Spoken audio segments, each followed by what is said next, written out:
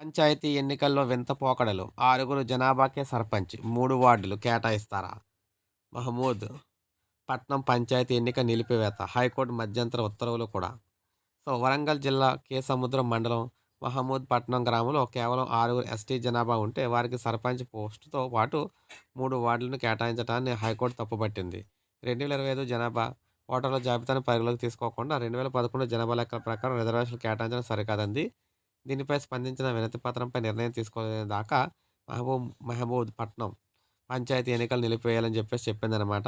మహమూద్ పట్నం సర్పంచ్ పోస్టును ఎస్టీ మహిళకు కేటాయించడాన్ని సవాల్ చేస్తూ పెట్ట గడుగుల యూకూబ్ హైకోర్టులో అక్కడ అత్యవసరంగా లంచ్ మోషన్ పిటిషన్ దాఖలు చేశారు. దీనిపై జస్టిస్ టి.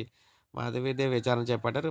పిటిషనర్ తరపు న్యాయవాది రమేష్ చెల్లా వాదనలు వినిపిస్తూ గ్రామంలో 2005 ఓటర్ల జాబితా ప్రకారం 576 మంది ఓటర్లు ఉన్నారు. అందులో ఎస్టీలు 6గురే ఉన్నారు. వీరికి సర్పంచ్ పోస్టుతో పాటు 3 వార్డు సభ్యులైతే కేటాయించారు. 250 మంది ఎస్సీలు, 300 మంది బీసీలు, 20 మందికి పైగా ఓసీలు ఉన్నారన్నారు. బీసీలకు 42% రిజర్వేషన్ కేటాయిస్తూ ఇచ్చిన నోటిఫికేషన్‌లో ఎస్సీ జనరల్ మహిళలకు కేటాయించాల్సిన అధికారులు ఇప్పుడు ఎస్టీలకు కేటాయించారన్నారు. దీనిపై ఇచ్చిన వినతి పత్రంపై చర్యలు తీసుకోలేదన్నారు. వినతి పత్రాలపై చర్యలు తీసుకునేదాకా మహమూద్ పట్నం పంచాయతీ ఎన్నికలు నిలిపివేస్తూ ఉత్తర్వులు జారీ చేస్తూ విచారణ డిసెంబర్ 29కు వాయిదా వేశారనమాట. వీటితో పాటు రిజర్వేషన్లను సవాల్ చేస్తూ పలు పిటిషన్లపై విచారించిన న్యాయమూర్తి విచారణను శుక్రవారానికి వాయిదా వేశారు. బీసీ రిజర్వేషన్లకు సంబంధించిన వివాదం ప్రధాన న్యాయమూర్తి బెంచ్‌లో పెండింగ్‌లో ఉన్నందున ఉత్తర్వులు ఇవ్వలేకపోయారనమాట.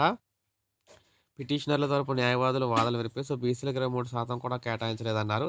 రాష్ట్ర ఎన్నికల సంఘం తరపు సీనియర్ న్యాయవాది విద్యాసాగర్ వాదనలు వినిపిస్తూ ఎస్సీ, ఎస్టీలకు జనాభా ప్రాతిపదికన రిజర్వేషన్లు కేటాయించిన అనంతరం బీసీలకు రిజర్వేషన్లు ఉంటాయన్నారు.